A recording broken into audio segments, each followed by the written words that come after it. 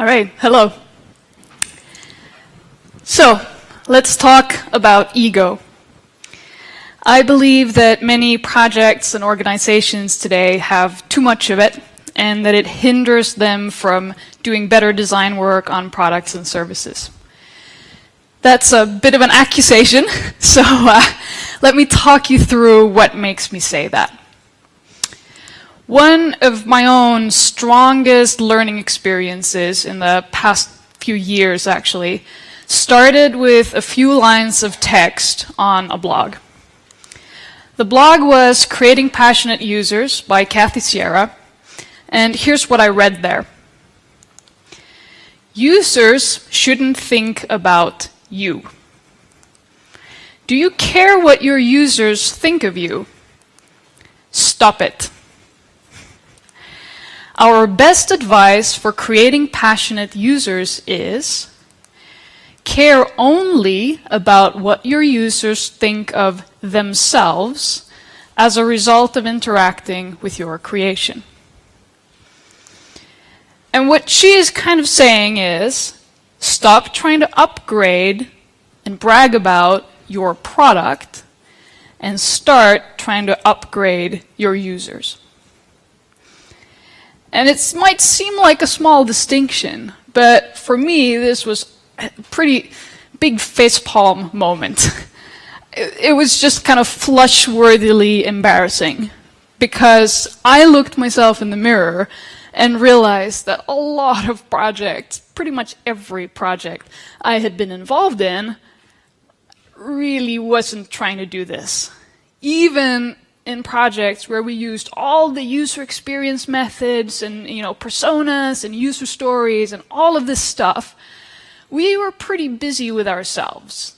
And we were thinking about using these methods for upgrading our product, not upgrading our users.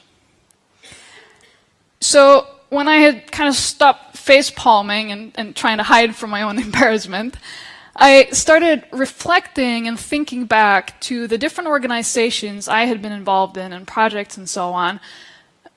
I started thinking about what kind of design focus that they had had in light of this kind of perspective shift. And I put together some kind of pictures to talk about it. The first kind of organization that I had a lot of experience with was one that was very focused on the thing that they were making.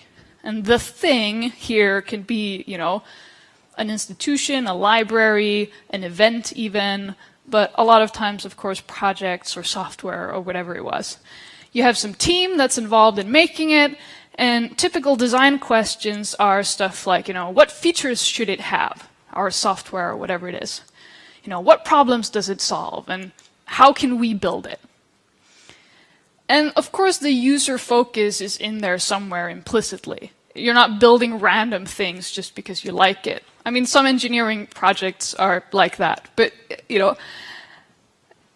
And when the user is not very present in the design process, I'm sure all of you have some fun experiences with things that are built like this. When they meet reality and actual users, it can be pretty painful. And unfortunately, a lot of users are on the suffering end of systems built like this. A lot of times when people are using stuff that they don't really choose whether they get to use it or not, like government systems or whatever it is, where the people at the bottom actually interacting with them had no part in making them.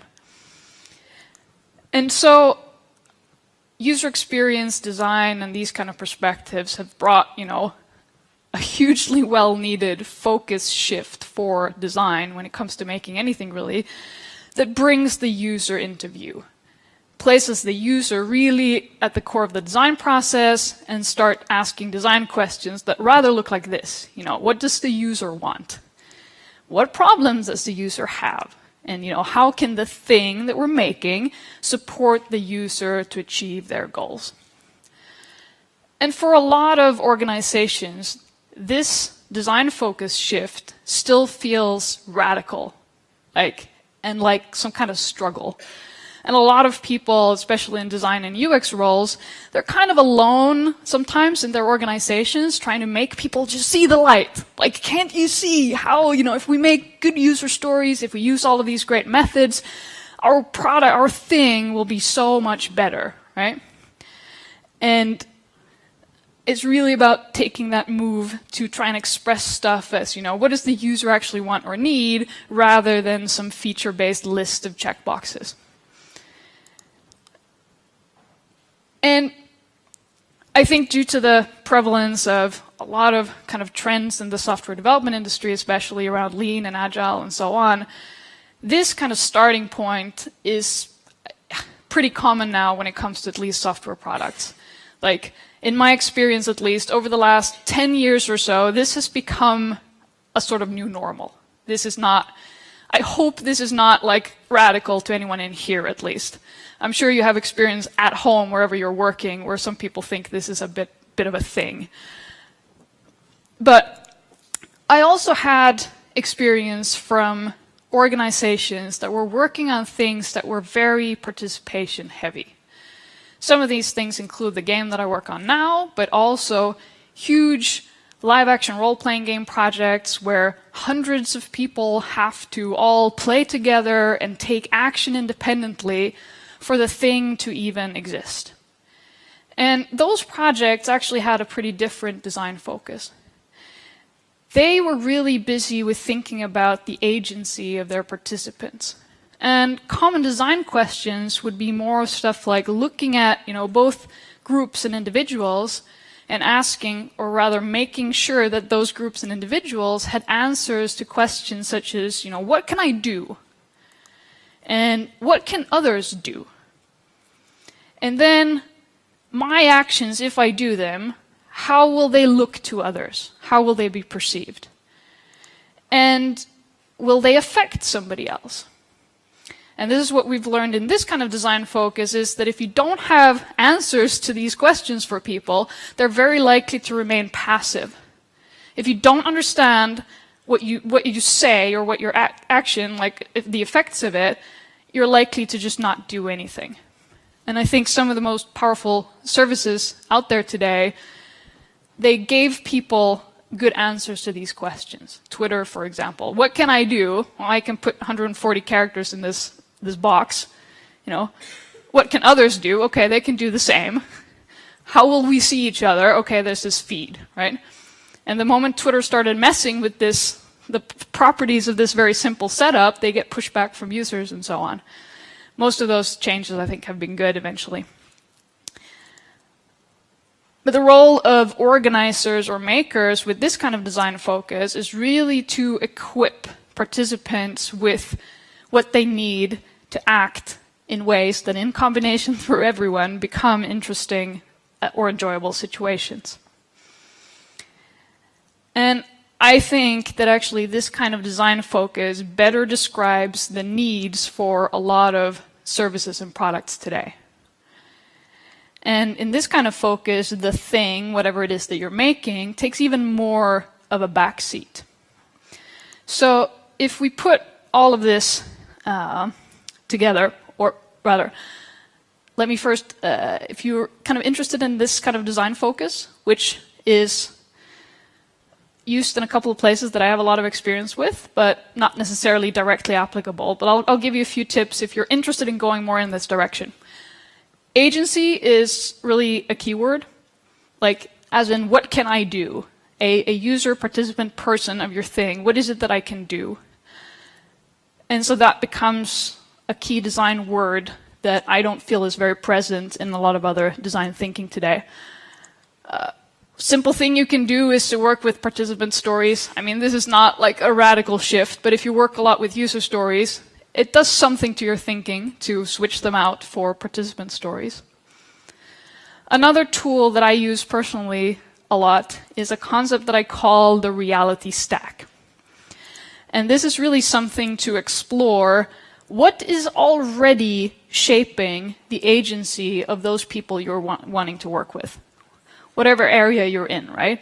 And I mean, there's not one true reality stack. This is a perspective that you pick for your whatever you're working with.